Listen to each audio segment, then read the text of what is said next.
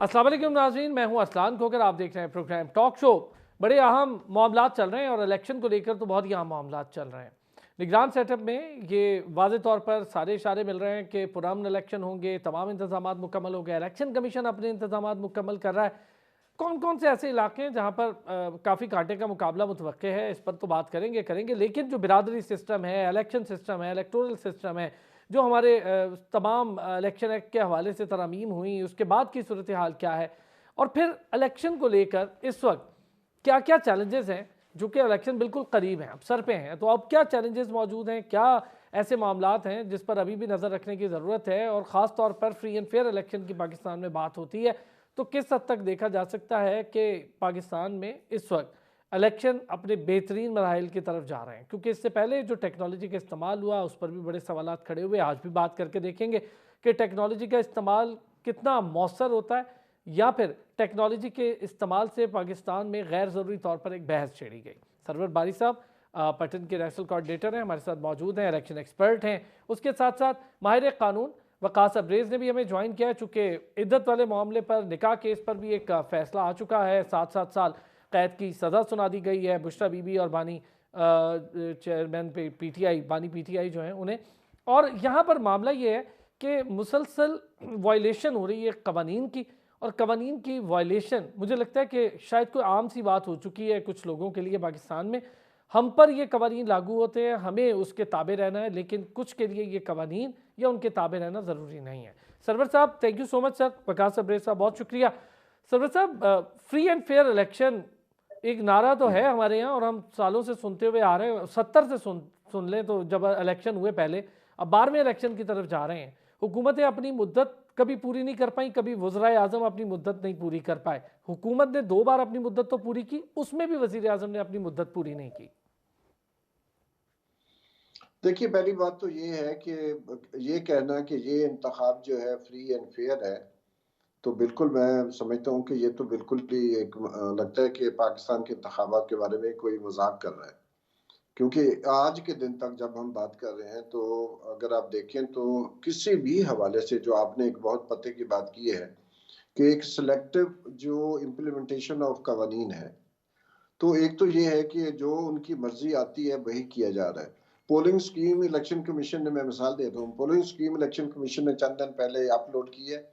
आज की खबरें आ रही हैं फैसलाबाद से, मुल्तान से, लोगों ने मुझे स्क्रीनशॉट भेजे हैं कि चंद दिन पहले उनका पोलिंग स्टेशन और था, घराना नंबर और था, अब उनके पोलिंग स्टेशन चेंज कर दिए गए हैं और पोलिंग स्टेशन बहुत सारे और इलाकों में चले गए।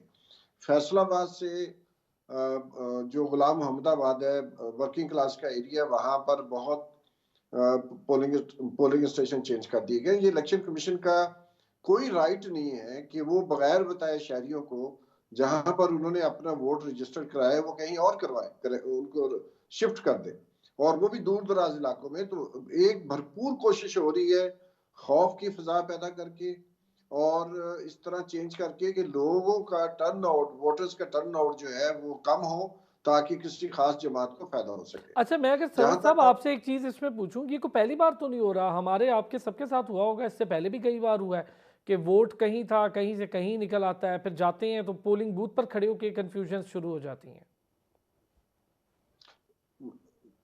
यकीनन पहली दफा नहीं हो रहा, बिल्कुल आप सही फरमा रहे हैं, लेकिन इस लेवल पर पाकिस्तान की तारीख में कभी नहीं हुआ। 1988 से लेकर आज तक इस लेवल पर इस तरह जो कुछ इस वक्त किया जा रहा है पहले कभी नहीं हुआ। इलेक्शन में 6 दिन बाकी रह गए हैं, आज भी लोगों की गिरफ्तारियां हो रही हैं। डॉन अखबार आप उठा के देखें, आपको नजर आएगा कि कल का डॉन पढ़ें और न्यूज पढ़ें, आप एक्सप्रेस ट्रिब्यून देखें, आप उर्दू के अखबार देखें, आप लोकल अखबार का अगर मुताला करें तो आपको नजर आएगा किस बड़े स्केल पर आज भी जो है एक पार्टी के लिए जो है वो अजाब नाजिल किया जाता है। उनके लोग बाहर निकल कर कंपेन नहीं कर सकते। ये कभी नहीं हुआ था कि किसी पार्टी को इलेक्शन कंपेन से रोका गया हो, उस पार्टी के उम्मीदवारों को कभी रोका गया हो। ये माजी में कभी नहीं हुआ। प्राइम मिनिस्टर को निकाल दिया गया, उसी जमात का प्राइम मिनिस्टर आ गया, उन्होंने इलेक्शन लड़ा, लाहौर में ज्यादातर नशिस्तें उन्होंने जीती। तो ये मामला जो है ये पाकिस्तान की तारीख में पहली दफा है। ठीक हो गया वकास साहब। हम इलेक्शन 12वीं दफ़ा देखने जा रहे हैं। 1970 से अब तक जो भी मामला चला कभी हुकूमतों ने मुद्दत पूरी नहीं की तो कभी वज़राए आज़म ने नहीं की, 2 बार हुकूमत ने मुद्दत पूरी की तो उस 2 बार में एक वज़ीर आज़म भी ना ठहर पाया। कैसे देख रहे हैं आने वाले दिनों में और जो गुज़रे इलेक्शंस हैं उनको?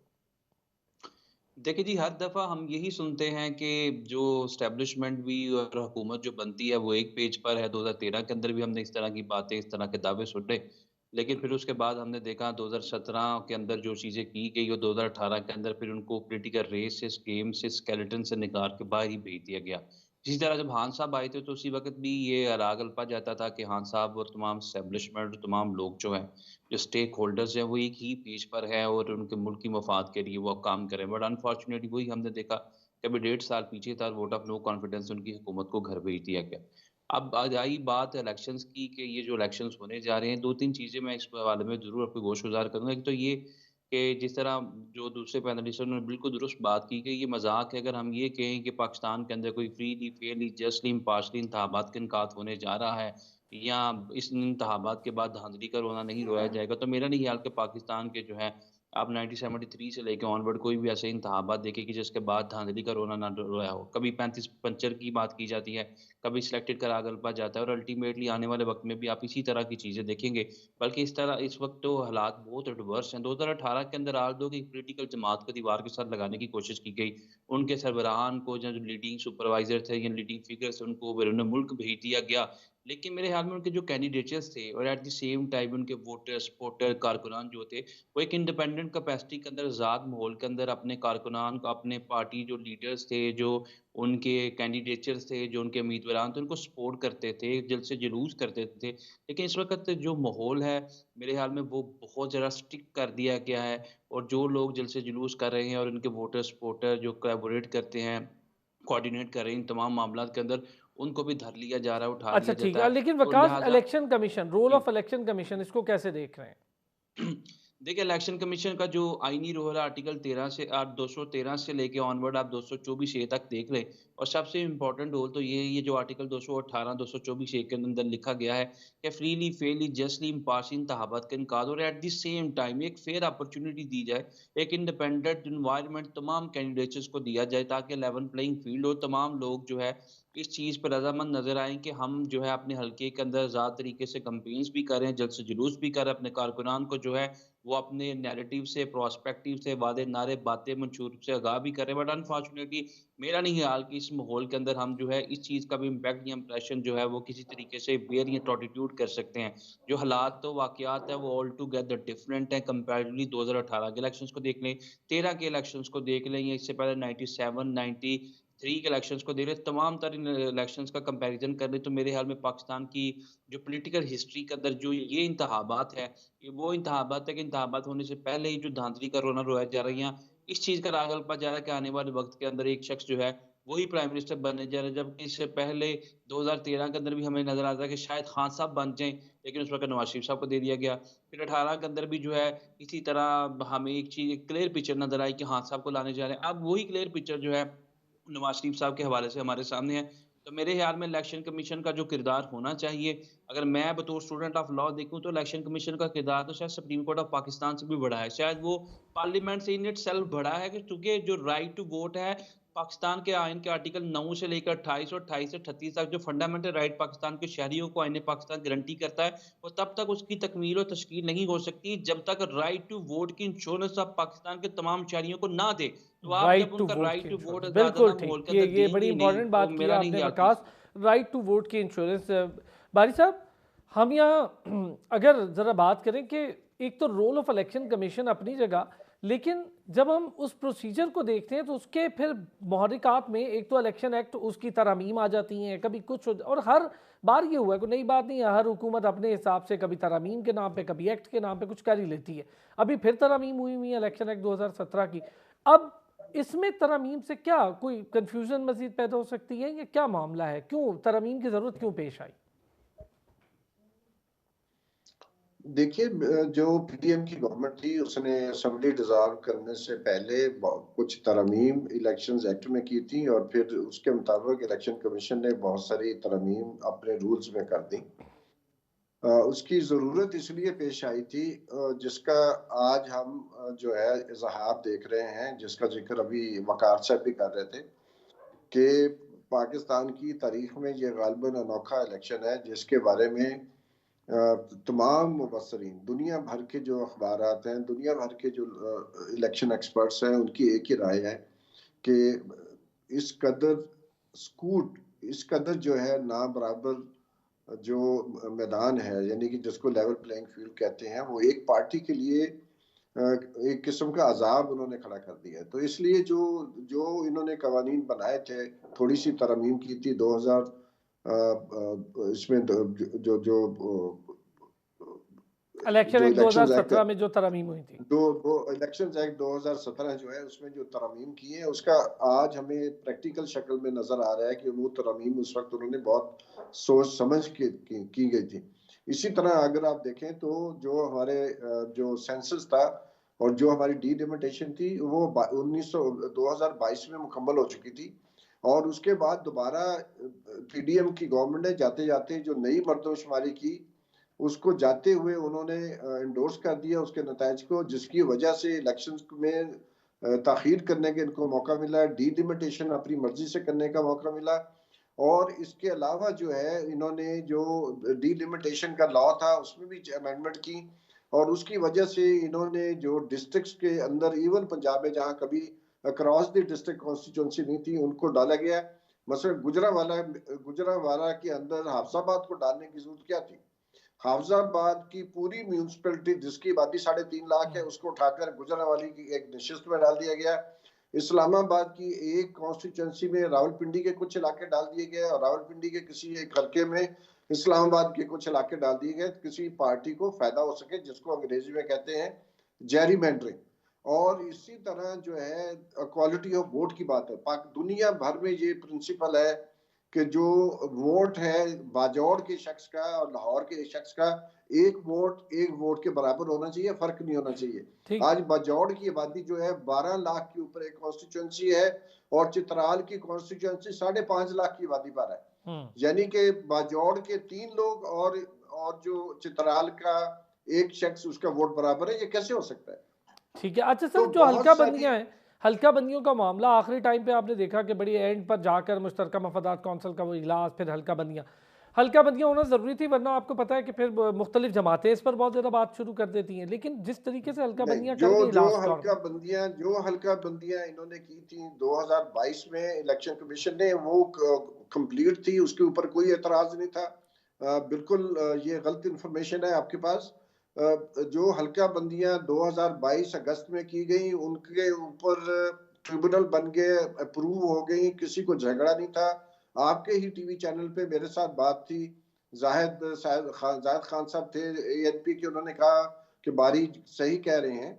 और मैं समझता हूँ कि ये बिल्कुल जानबूझ के किया गया ताकि फिर अपनी मनमानी से जो है नई हल्का बंदियां की जाए और जिस पार्टी को आगे लेके आना, जो सबको नजर आ रहा है, एक पार्टी के लोगों को आज भी गिरफ्तार किया जा रहा है, दूसरी पार्टी को जलसे करने के लिए रियासती मशीनरी की हर किस्म की सहूलत फराम की जा रही है पंजाब में, एक और पार्टी को सिंध में प्रोवाइड की जा रही है, एक पार्टी को बलोचिस्तान में और खैबर पख्तूनख्वा में की जा रही है। तो ये तो इलेक्शन तो मजाक बन के रह गया है। और ये कहना बार बार, हमारे बहुत सारे दोस्त जो हैं इस पे जो है वो बड़े बजिद हैं कि जी सारे इलेक्शन में ऐसा हुआ, ऐसी कोई बात नहीं है। जैसे वकार साहब ने कहा कि 2018 के इंतखाबात से पहले पीएमएलएन के किसी कैंडिडेट को पकड़ा नहीं गया था, पीएमएलएन के किसी कैंडिडेट को अरेस्ट नहीं किया गया था।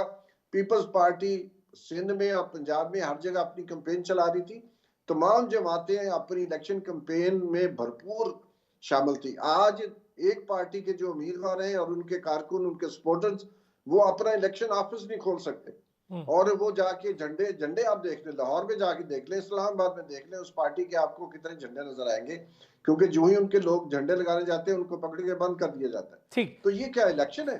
यहाँ पे लेंगे एक ब्रेक। Welcome back. अच्छा वकार साहब, ये जो हल्का बंदियां है इसके मामले पर मुश्तरका मफादात कौंसिल का वो इजलास, बारी साहब का मानना है कि ये चीज़ें मुकम्मल थी और फिर इसकी कोई ज़रूरत नहीं थी, उसी पर इलेक्शन हो जाने चाहिए थे, जो 2022 वाला मामला था।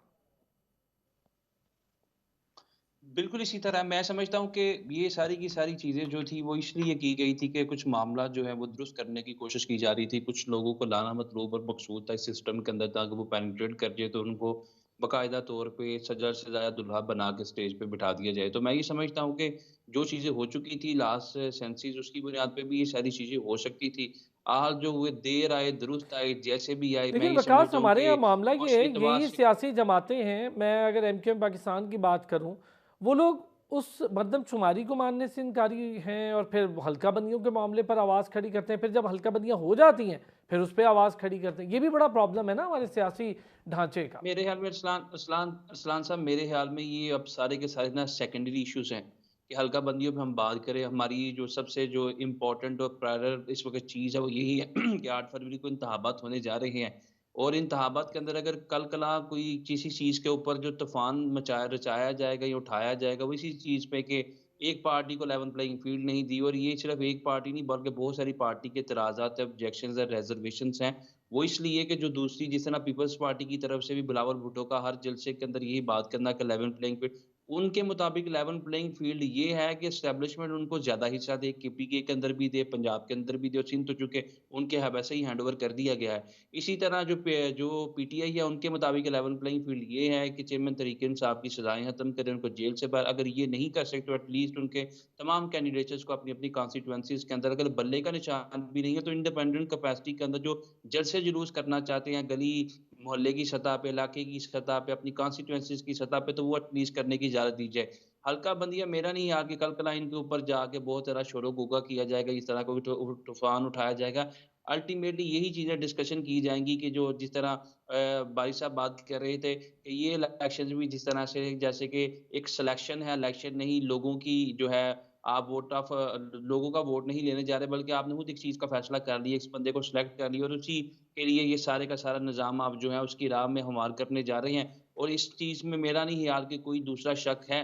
हाँ साहब कल करा जाके बजाए इसके इन चीज़ों पे गौर ठीक है, करें। चलिए अगर वो मैं ज़रा चाहते हैं कि इससे आगे मज़ीद 62 पॉलिटिक्स 1F और इस चीज़ पर भी आपसे आपकी कानूनी राय ज़रूर लूँगा। लेकिन बारी साहब, ख्वाजा सरा भी इलेक्शन लड़ने जा रहे हैं, उनको भी हक मिल गया, अब इलेक्शन लड़ेंगे, बैठेंगे, असेंबलीज़ में आएँगे। अच्छी चीज़ है, मेरा ख़्याल है कि अब हर कम्युनिटी को अपने हवाले से बात करने का हक है और अपने मसाइल को जितना उस कम्युनिटी के अपने रिप्रेजेंटेटिव समझते होंगे इतना कोई और नहीं समझता। बिल्कुल, मुझे बड़ी खुशी है कि इस्लामाबाद में नायाब अली जो हैं वो इलेक्शन लड़ रहे हैं और भरपूर कैंपेन उनकी है और उनको बहुत अच्छी मीडिया कवरेज भी मिल रही है और ये बहुत पेशरफ्त है। समझता हूँ जो भी है हमारे इलेक्शन जितने भी बुरे हैं, लेकिन इसके बावजूद इलेक्शन ही एक ऐसा मैदान है जिसमें नई सोच और नए लोगों को और जो कमज़ोर लोग हैं उनको अपने आप को आगे लाने की ज़रूरत है। लेकिन इसके साथ-साथ ये भी बड़ा ज़रूरी है कि जो मज़दूर, किसान और नौजवान हैं, ख़वातीन हैं, वो अलायंस करें अशराफिया के मुकाबले पर। जब तक अशराफिया को हम बैलेंस नहीं करते, तो पाकिस्तान में नायाब अली चंद ही होंगे। हुँ। और इसी तरह जो है, जो मज़दूर और किसान हैं, अभी देखें जिन लोगों को टिकटें दी गई हैं, पार्टियों ने दी हैं, वो सारे या बड़े-बड़े ज़िम्मेदार हैं या बड़े-बड़े सनअतकार हैं। तो वही लोग जो हैं वो मज़दूरों के हकूक़ खाते हैं, लेबर लॉज़ की खिलाफ़वर्ज़ी करते हैं और वही फ्यूडल्स हैं बड़े-बड़े जो जिनको इन्हीं जमातों ने इलेक्टेबल के तौर पर समझा है, उनको टिकट दी है, वही उन्हीं इलाकों में सबसे ज़्यादा ह्यूमन राइट्स की वायलेशन होती है। तो ये बहुत ज़बरदस्त बात है कि जो मार्जिनलाइज़्ड लोग हैं वो इलेक्शन में आएँ और अपना एजेंडा, अपनी आवाज़, अपने दुःख और सुख जो है वो शेयर करें पब्लिक के साथ। क्योंकि आम हालात में तो ये मुश्किल होता है, मीडिया कवरेज भी नहीं करता ज़्यादा, लेकिन इलेक्शन में कवरेज का इश्यू भी निकल के आता है और पाकिस्तान के और हमारे समाज के जो मसाइल हैं मुख्तलिफ तबकात के, वो भी सामने सरफेस पे आते हैं। बिल्कुल ठीक बात है बारी साहब, मेरा ख्याल है वही बात ना कि जो मार्जिनलाइज हमारी कम्युनिटीज़ हैं वो अपने मसाइल को उनसे बेहतर कोई नहीं समझता। हम जितनी मर्जी बात कर लें लेकिन इंटरनली उनके मसाइल वो समझते हैं। अच्छा, एक चीज़ बारी साहब, इस पर मैं ज़रा वकास साहब का भी कमेंट लूँगा आपसे, पहले ज़रा इस पर बात करो। तो ये जो बिलावल भुट्टो साहब कह रहे हैं कि मुज़ाकरे होने चाहिए, हमें स्पीचेस में दोनों को साथ खड़ा करें और पता लगे जो वज़ीर आज़म के कैंडिडेट्स हों या जो अपने पार्टी के सरबराहान हैं वो जिस तरह से बाहर ममालिक में होता है खड़े हों और एक साथ उस पर मुज़ाकरा हो, सवाल जवाब हो। समझते हैं अच्छी चीज़ है? बिल्कुल, बहुत अच्छी बात है, लेकिन मुझे बिलावल साहब से ये पूछना है आपके चैनल की वसातत से कि वो सिर्फ़ नवाज़ शरीफ को क्यों चैलेंज कर रहे हैं? वो इमरान खान को क्यों नहीं कह रहे? वो गौहर अली खान को क्यों नहीं कह रहे?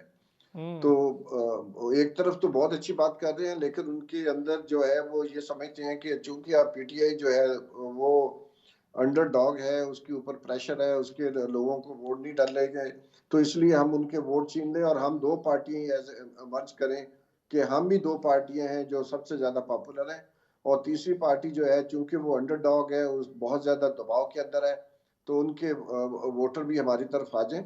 तो मेरा ख्याल है उनको चैलेंज करना चाहिए सबको, जो तीन बड़ी पार्टियां हैं, तीनों पार्टियों के दरमियान मीडिया को, अगर बिलावल साहब नहीं भी कर रहे हैं तो मेरा ख्याल मीडिया जो है आपका चैनल कर सकता है और बाकी चैनल कर सकते हैं कि जो तीन बड़ी पार्टियां पाकिस्तान की, इनके लीडरों को बुलाएं और इनके दरमियान एक गुफ्तगू और डायलॉग होना चाहिए, इनके दरमियान बहस मुबासा होना चाहिए, ऑडियंस भी हो, उनसे सवाल पूछें, और अगर अगर रियासत नहीं देने को तैयार, तो रियासत का जो चौथा स्तून है, मीडिया है, प्रेस है, तो वो तो कम से कम तमाम पार्टियों को दावत दें, सारे लीडरों को दावत दें और उनको बुलाएं कि अपनी अपनी हुकूमतों में जब थे उन्होंने क्या कारकर्दगी का मुजाहरा किया था और अपने मैनिफेस्टो पर कैसे अमल दरामद करेंगे। बिल्कुल ठीक बात है। वकास साहब क्या कहते हैं सर ख्वाजा सराओं को? बारी साहब, जाहिर है कि इस पर एक अच्छी चीज़ है कि उन कम्युनिटीज़ जिनकी आवाज़ बड़ी कम उठती या सुनाई कम देती होगी, अब असेंबली में अपने हुकूक के लिए खुद बात कर पाएंगे।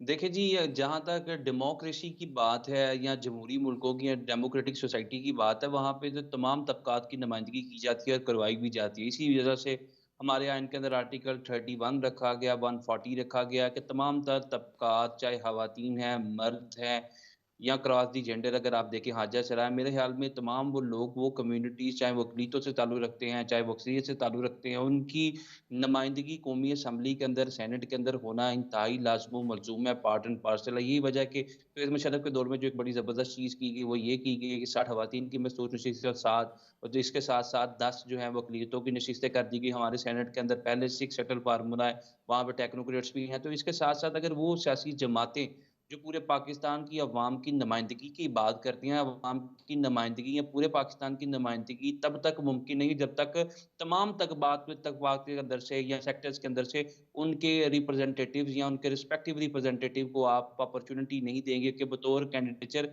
वो आपकी पार्टी के टिकट के ऊपर इलेक्शन लड़े। So this is the healthy gesture on the part of any political party कि वो इतनी जो दीदा दिलेरी के साथ, अंधा पेशानी, जाँ पेशानी के साथ इन लोगों को जो है, जो हमारी अक़लियत के तौर पर है या हमारी सोसाइटी में मिनॉरिटी के तौर पर है या चंद एक या महसूस लोग हैं, मार्जिनलाइज इन लोगों को टिकट कम्युनिटीज़ देना। कहें जिन्हें।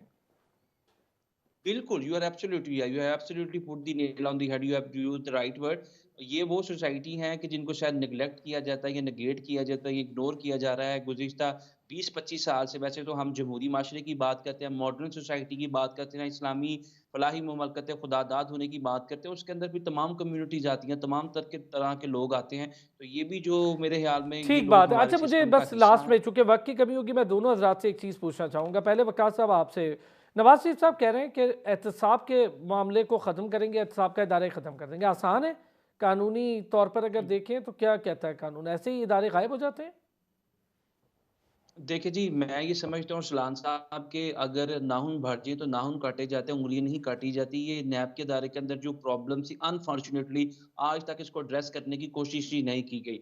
इन्वेस्टिगेशन, इंटेरोगेशन, प्रोसिक्यूशन इतनी ज़्यादा कमज़ोर थी, इतने भारी भरकम रेफरेंसेस थे, कई-कई वॉल्यूम्स मबनी ये थे। व्हाइट कॉलर क्राइम को ट्रेस करने वाले इन्वेस्टिगेटिंग ऑफिसर ही नहीं थे इनके पास। वही ओल्ड इन्वेस्टिगेशन इंटेरोगेटिंग ऑफिसर्स थे जिनको नैब के अंदर भर्ती कर लिया गया। और इस सारे स्ट्रक्चर के साथ, स्केलेटन के साथ, इंफ्रास्ट्रक्चर के साथ अगर आप ये समझते हैं कि आप व्हाइट कॉलर क्राइम को ट्रेस करेंगे, लोगों की जो लूटी हुई करप्शन की दौलत है उसको किसी तरीके से आप कौमी खजाने में वापस जमा कराएँगे या अवाम के सुपुर्द कर देंगे, तो ये कहना मेरे ख़्याल में अहमकों की जन्नत में रहने के मुतरादिफ होगा। ये किसी सूरत मुमकिन नहीं। हाँ, गुज़िश्ता 10 सालों के अंदर नैब जो है that was only the weapon and the instrument in the hands of our political community. जो भी हमारी ट्रेजरी बेंचेस पे बैठने वाली जमातें थी उसको as a weapon, as a device, as instrument इस्तेमाल करते थे अपनी ठीक। पॉलिटिकल सियासी खरीफों को डिस्पर्ज करने के लिए, डैमेज। अगर इस नहीं, इसको तनाजुर में ख़त्म देखा करना जाए आसान है, फिर तो इस बंद तरह करना बतौर चाहिए। इदारा, ये पूछना चाह रहा हूँ। देखें इसकी जगह फिर कोई और अदारा जो है ना वो जगह ले लेगा ना। नैब की तो जगह जो वो पहले से तमाम इदारे एफआईए इंफ्रास्ट्रक्चर वगैरह, उसके उनका बाद। किरदार? बिल्कुल इसी तरह मेरा ख्याल है कि एफआईए का किरदार देखते हैं, एंटी करप्शन का किरदार देख लें, हमारे रेवेन्यू डिपार्टमेंट का किरदार देख लें। गुज़िश्ता 73-76 सालों से ये दायरा चल रहा है रेवेन्यू ठीक डिपार्टमेंट के बात है। अंदर, तो आज तक सबका जो किरदार कमियाँ एक जैसा। बारी कोताहियाँ, साहब, इस पर कर्जियाँ, आपके निकालिशें। कमेंट चाहिए सर, लास्ट कमेंट।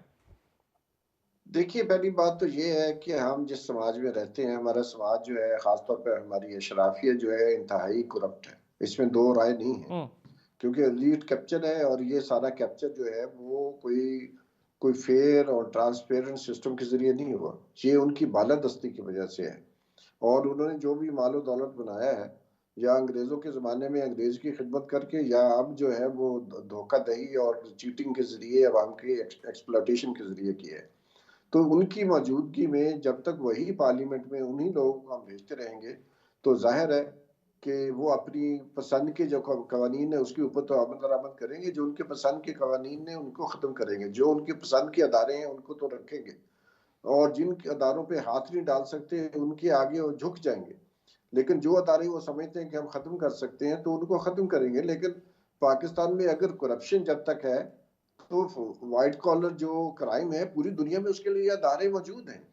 तो हमारे यहाँ क्यों नहीं अदारे होने चाहिए? तो ठीक ये है। तो अजीब मंतक है मियाँ नवाज शरीफ साहब की कि वो मैं नैब को खत्म कर दूंगा। मतलब मियाँ साहब के पास ये कौन सी पावर है कि वो नैब को खत्म कर सकते हैं? वो समझते हैं नैब शायद को 2/3 रिफॉर्म करने की अक्सरियत आ बात होनी जाएगी। चाहिए। नैब को रिफॉर्म करें, उसको बेहतर करें और करप्शन का खात्मा करें।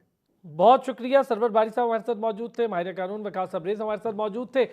वेलकम बैक जी। जैसे कि मैंने कहा था, ज़रा वापस आएंगे ब्रेक से, तो हम और अहम पहलू हैं और ख़ासतौर पे इलेक्शन से जुड़े पहलू। इलेक्शन जो करीब आ रहा है, आपको पता है कि पाकिस्तान में दहशतगर्दी का मम्बा भारत है, और भारत से ही पाकिस्तान में हमेशा दहशतगर्दी आती रही है। वो यहाँ पर भेजते रहे हैं, और हमने फिर जब दहशतगर्द पकड़ना शुरू किए तो बड़ी तकलीफ उठी उन्हें। वो इंटरनेशनल कोर्ट में भी जाने की उन्होंने कोशिश की, वहाँ भी मुँह की खाई, और फिर कुलभूषण यादव की सूरत में वो ना नहीं कर पाए कि हम दहशतगर्दी नहीं करते। अब तो पूरी दुनिया खैर जानती है उनकी दहशतगर्दी, और जिस तरह से बर्बरियत एक मचा रखी है उन्होंने, एक सेहूनी हुकूमत वो खुद बनती जा रही है। मुझे तो यही लगता है, क्योंकि उसी के नक्शे कदम पर है।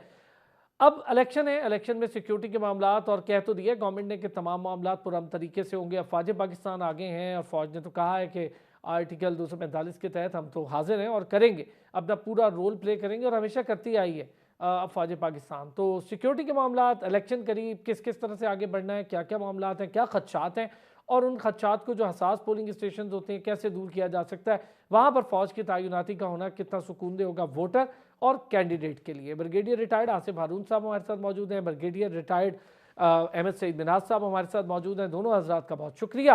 आसिफ हारून साहब, सर, इस वक्त इलेक्शन करीब है, सिक्योरिटी की सूरत हाल है, आपको पता ही है मच पे जो कुछ हुआ, फिर DI खान वगैरह में जो मामला चल रहे हैं, तो हम अपने इंटेलिजेंस बेस्ड ऑपरेशंस मरबूत इतने कर लिए हैं कि अल्लाह का बड़ा करम है कि किसी बड़े सानहे से बचते जा रहे हैं, और हम जहन्नुम वासिल करते जा रहे हैं दहशतगर्दों को।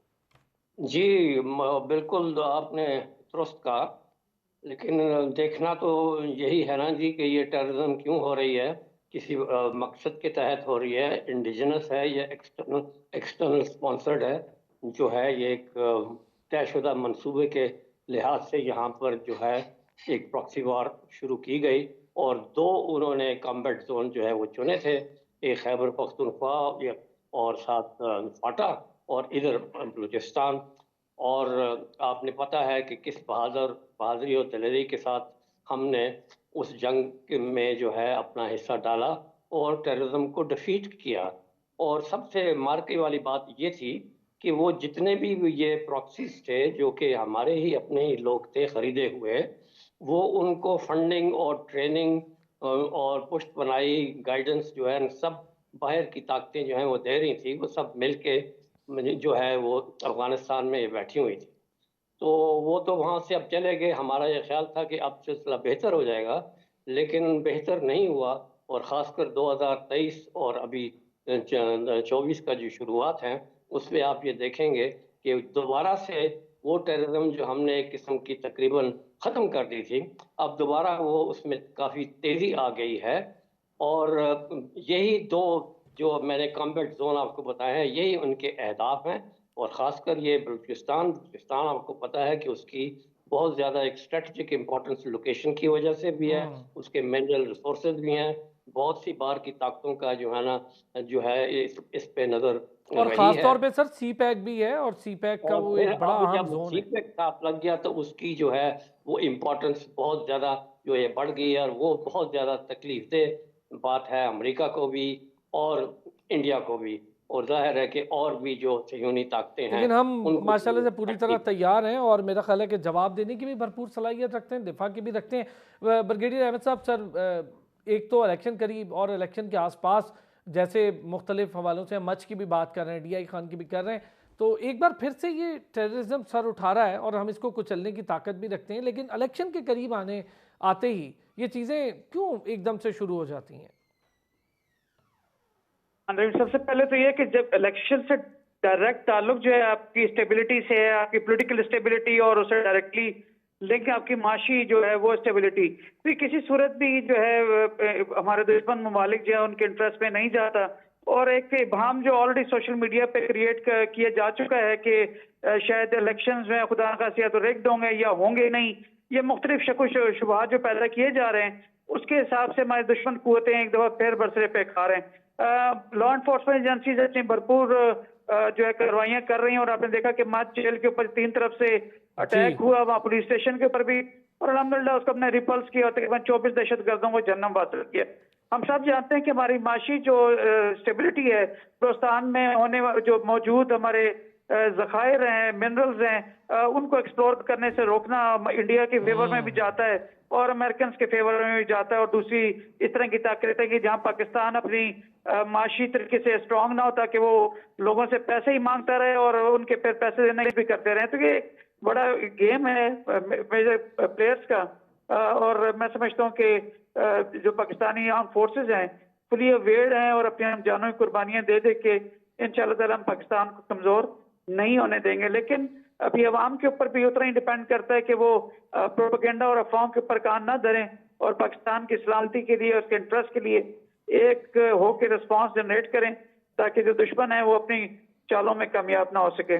अच्छा ब्रिगेडियर आसिफ साहब, हम ये देखते हैं कि जैसे जैसे आप बिल्कुल ठीक कहा अहमद सईद साहब ने कि अनरेस्ट या फिर जो डिसस्टेबिलिटी है उसकी बेहतरी या फिर किसी भी तरह के फैसले की तरफ जाना, ये हुकूमत साजी का अमल ये बहुत ज़रूरी होता है। उसके लिए हुकूमत होगी तो हम मुख्तलिफ फ़ैसले ले पाएंगे, जैसे हमने नेशनल एक्शन प्लान के हवाले से बड़े अहम फैसले लिए और फिर उस पर अमल दरामद हुआ। इलेक्शन के करीब करीब भारत की तो ये साजिश होती ही होती है। आप समझते हैं कि भारत इस साजिश में अब मुकम्मल तौर पे नाकाम, पसपा और दुनिया के सामने एक्सपोज भी होता जा रहा है? में कोई शक नहीं है कि जिस तरीके से वो आज एक्सपोज हुआ है दुनिया के सामने, जो पहले कभी नहीं हुआ, उसने मुख्तलिफ किस्म की ढालें जो हैं ये बनाई हुई थी और इंटरनेशनल कम्युनिटी को उसने बेवकूफ़ बनाया हुआ। लेकिन अब चूंकि उस जो ये रॉ है वो भी मोसाद के लाइन में जो है उसने एक्स्ट्रा टेरिटोरियल और जो एक्स्ट्रा जुडिशल किलिंग जो है, जो कि पहले उसने अंदर और इस रीजन में थी, अब उस दूर तक उसने फैलाने की कोशिश की, और उसमें फिर कनाडा का जो रिस्पांस आया और यूएस का और यूके का भी जो रिस्पांस आया, तो वो उससे जो है इसकी जो है कलई से जो है ना अभी ये जो उसके जो उसने मास्क था वो ये गिरा है। और इसमें अब कोई दो राय रह नहीं गई कि जो इंडिया है उसका एक जो मेजर टूल है, और ख़ासकर जबकि हम न्यूक्लियर पावर है और मिसाइल पावर है और डायरेक्ट वॉर जो है अब वो उसको जो है ना वो सूट करती ही नहीं है, इनडायरेक्ट स्ट्रेटजी है, तो उसमें यही उसको एक चीज़ जो है जो मिलती है, जो अपने अहदाफ को जो है वो करे कि अंदर से जो है एक मुल्क को ये कमज़ोर करे। तो ये 20 साल की जो टेररिज्म की जो जंग थी उसमें भी इन्होंने हमें पॉलिटिकली और इकोनॉमिकली तौर पे कमज़ोर करने की कोशिश की, सिक्योरिटी फोर्सेस को ब्रीड करने की कोशिश की। मतलब ये था कि हमारे अंदर में जो will to fight and power और जहाद का एलिमेंट है वो ख़त्म करें और फिर हम गलबा पाएँ और हमारी न्यूक्स को ये ले लें। तो आज तो उसने जो है ना बहुत ज़्यादा ज़ाहिर है कि उसको जो हज़ीमत उठानी पड़ी, अफ़गानिस्तान से इतना पैसा उसने खर्च किया और उसको कुछ भी नहीं हासिल हुआ, तो उसने अपनी हज़ीमत तो मिटानी है। इसी तरीके से अमेरिका को भी बहुत हज़ीमत है, उसने भी अपना बदला लेना है। तो दोनों का और ख़ासकर इजराइल का, तीनों का एक गठजोड़ जो है ना ये बहुत पुराना है और सामने आया है, इसमें भी वो शामिल है। अब ये आप मच का ही आप एक एग्जांपल दे लें कि ये एक आम मामूली किस्म का ये अटैक ये नहीं था। उसकी आप लोकेशन देखें मच की और कोलपुर की, उनका मकसद ये था कि इसको एक तरफ से सिद्दी को कट ऑफ करें, दूसरी तरफ से क्वेटा को करें, इसको मुकम्मल तौर पे हम ये लेके और फिर जो है वो जो है ना आगे जो है ना चलें, ताकि बोलान पास जो है वो अपने कब्जे में ले लें। और उसके लिहाज से वो तैयार होके ये आए थे, बीएलए भी थी और बीएलएफ भी ये थी। तो वो मैं तो क्या हैरान हूँ कि वो किस तरीके से इन्होंने जो है ना उसको जो है ना मुकाबला किया। और जैसे अभी बताया कि 24 दहशतगर्द जो है ये मारे, और हर हमलों में अभी बड़ी तादाद में जो है मार रहे हैं, चाहे वो नॉर्थ वेस्ट में है या ये साउथ वेस्ट में है, दोनों तरफ से मार रहे बिल्कुल हैं। ठीक बात है। कोई अच्छा आसिफ साहब, आप देखें ना, ये एक ऐसे मौके पर हो रहा है और इतना बड़ा प्लान अटैक था, लेकिन हमारी इंटेलिजेंस बेस्ड कार्रवाइयाँ और उसके साथ साथ हम शायद मेरा ख्याल है बहुत ज़्यादा अलर्ट हैं ये 5th generation war, proxy war इसके लिए, क्योंकि हमने इसकी बड़ी अच्छी तैयारी और रेडीनेस है हमारी, हमने ये कर लिया। और अब इस तरह आसान नहीं हो सकता कि बलूचिस्तान को टारगेट करें और फिर वहाँ के लोगों को बहकाएं। और अब तो वहाँ के लोगों को भी अब अकल आना शुरू हो चुकी है और उनकी भी आंखें खुलना शुरू हो चुकी हैं। जी, हमारी जो है ना जो वॉर ऑन टेरर में जो एक सबसे बड़ी कमजोरी हमारी ये रही थी कि हमारी इंटेलिजेंस इतनी मजबूत नहीं थी। हमें जो है वो पहले ये तो मालूम हो जाता था कि जी एक हमला आने वाला है या दहशतगर्द आ रहे हैं, वो कब करेंगे, कहाँ करेंगे, वो हमें जो है ना ये हमें फिर बहुत बाद में ये चीज़ें तजर्बे के साथ जो है ये सीखी हैं। अब हमने अल्लाह के फजल से उस इंटेलिजेंस को हमने मजबूत किया है। दूसरी बात जो आपने हाइब्रिड वॉर की है, क्योंकि इस वक्त हमें जो खतरात हैं वो पॉलिटिकल स्टेबिलिटी के हैं, इकोनॉमिक स्टेबिलिटी के हैं, प्रॉक्सी वॉर के हैं और हाइब्रिड वॉर के हैं। और हाइब्रिड वॉर में जो है ये जो है अंदर से जो आपके जहनों को जो फरागंदा करना और पूरी कौम को और यूथ को जो ना दूसरी तरफ ये लगा देना, ये सबसे खतरनाक चीज है। इसका अभी तक हमने एक मुकम्मल तौर पे जो है एक एक्शन प्लान नहीं बनाया। आपने जिक्र किया था 20 नेशनल पॉइंट एक्शन प्लान का। नेशनल एक्शन प्लान का, लेकिन वो फिर बीच में छोड़ दिया। नेक्टा भी वो ये खत्म हो गया। ये तमाम 23 इंटेलिजेंस एजेंसीज एक छत के नीचे आके एक जो है ना यूनिफाइड किस्म की इंटेलिजेंस जो है ना सिस्टम जो है ना वो ये बनाना था, वो अभी तक नहीं हुआ। बाकी जो रिफॉर्म्स हमने करने थे वो नहीं हुए। अब आज जरूरत पड़ी है कि उसको हमने भरपूर तरीके से पूरा 20 पॉइंट एक्शन प्लान जो है ना दोबारा उसको करना है। और हाइब्रिड वॉर के लिए जो है हमने एक नेशनल लेवल के ऊपर जो है ना इसका सदबाब ये ढूंढना है। अच्छा क्योंकि आसिफ ये साहब, अगर एक मैं आपसे इंटरनेशनल पूछूं कि गेम। अब सिट बैक होकर गवर्नमेंट्स के लिए रिलैक्स होने की बजाय कि जी अब मामला बेहतर हैं, आर्म फोर्सेस ने सब कुछ संभाल लिया है और उसके साथ पुलिस ने मिलकर, हमारे आम शहरियों ने अपनी जानों का नजराना पेश करके और शहादतें हुई, उसके बाद सब संभल गया, ऐसा नहीं है, बल्कि एक नेशनल एक्शन प्लान को मुसलसल जारी रखने की ज़रूरत है और लंबे अरसे तक। जी बिल्कुल, क्योंकि देखें ये फौज जो है वो लड़ सकती है विजिबल एनिमी के साथ।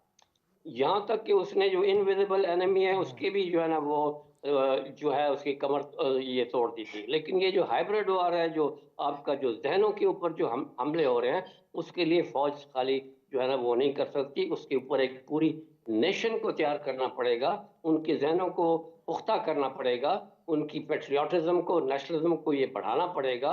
और फिर ये नहीं है कि सिर्फ हम डिफेंसिव ही रहे, कि हम उनकी ही हाइब्रिड वॉर को ही मुकाबला करते हैं। ये वो कभी आपको, जैसे कि हम कहते हैं ना कि डिफेंस खाली काफी नहीं है, ऑफेंसिव डिफेंस होना चाहिए। इसी तरह हाइब्रिड वॉर में हमें भी ऑफेंसिव डिफेंस की पॉलिसी रख के अगर वो हमारे साथ ये काम करते हैं तो फिर हमारे पास भी लॉन्ग आर्म होना चाहिए कि हम इसी तरीके से अपने दुश्मनों को उनके ठीक है। घर में अच्छा इसी बघेड़ी तरह साहब, हम लोग चूंकि काम। वक्त की कमी होगी, मैं ज़रा आपसे इस पर लाजमी बात करूंगा। इंतखाबात में पाक अफवाज की मौजूदगी और ख़ास तौर पे हसास पोलिंग स्टेशन या हसास मकामात पर वोटर्स के लिए कितना सुख का सांस है? देखिए इस वक्त जो है ये एक प्लान तरीके के साथ जो है ना इस इलेक्शन को स्कटल करने की कोशिश की है। दो अहदाफ हैं कि जी पहले से ही करो और इनको कह दो कि जी पोस्टपोन कर दें इलेक्शन, और अगर वो फिर भी जैसे कि इन लोगों ने अपनी हिम्मत दिखाई और इन्होंने अपना ये वाज़े कर दिया बयान, फ़ौज ने भी किया और इंटरिम गवर्नमेंट ने भी किया, तो इलेक्शन हो तो इलेक्शन के दिन जो है ना फिर खलफशार मचाओ और फिर इलेक्शन के फ़ौरन बाद जो है ये इनका असल हदफ है कि उसके बाद फिर हमने जो है ना पूरी लॉलेसनेस जो है ना कंट्री वाइड जो है ये करनी है, ये उनके प्रोग्राम में है। तो ये हमने उन चीज़ों को जो है ये समझना है और उनको पहले से उसके सदाबाब बनाने हैं और वो करने हैं कि वो कौन सी कुव्वतें हैं और वो ये जो है उनके तो अपने मकासद हैं कि भाई ये हमें क्योंकि इलेक्शन जो है वो एक पॉलिटिकल स्टेबिलिटी की तरफ ले जाते हैं और फिर आइंदा आपकी इकोनॉमिक प्रॉस्पेरिटी की तरफ भी जाते हैं और सिक्योर्ड इन्वायरमेंट ये देते हैं। ये बेसिक स्टेप्स हैं। तो वो यहाँ पर जो है उन्होंने ये देख लिया कि ये जिस तरीके से अभी इन्होंने अपने सिस्टम्स बना लिए हैं और जो जिस तरीके से इंटरिम गवर्नमेंट ने कुछ रिजल्ट्स बहुत अच्छे दिए हैं इकोनॉमिक फ्रंट के ऊपर और कुछ रिफॉर्म्स भी उन्होंने ये कर लिए हैं जो कि इंटरिम गवर्नमेंट आमतौर पे ये नहीं करती। तो उनको ये मालूम हो गया कि ये तो अभी कोई सीधी लाइन पे जा रहे हैं। तो सीधी लाइन पे तो नहीं, यहाँ तो स्नेक एंड लैडर की गेम हमारे साथ हमेशा खेली गई कि जी वो सीढ़ी चढ़ने लगे, जब वो हम टेक ऑफ के पॉइंट पे पहुंचे तो फिर हम 0 पॉइंट के ऊपर वो ये ले आए। यही हमारे साथ 75 साल जो है हमारे दुश्मन हमारे साथ ये खेलते रहे हैं। अनफॉर्चुनेटली हमारे जो लीडरान हैं वो भी उनकी ये गेम खेलते रहे। अब हमें समझना चाहिए, अपनी आंखें खोलनी चाहिए और अपनी इंडिपेंडेंट फॉरेन पॉलिसी बनाएं, डिपेंडेंस ऑन अदर्स करें, आईएमएफ से जान छुड़ाएं ठीक हो गया। और हर चीज में अपना प्रोएक्टिवनेस करें, अपॉलोजेटिक पॉलिसी खत्म करें। बिल्कुल, बहुत शुक्रिया। ब्रिगेडियर रिटायर्ड आसिफ हारून साहब हमारे साथ मौजूद रहे। ब्रिगेडियर रिटायर्ड अहमद सईद मिन्हाज ने भी हमें ज्वाइन किया। बहुत शुक्रिया आप हजरात का। अब तक के लिए इतना ही, फिर होती है आपसे मुलाकात। अपना ख्याल रखिएगा।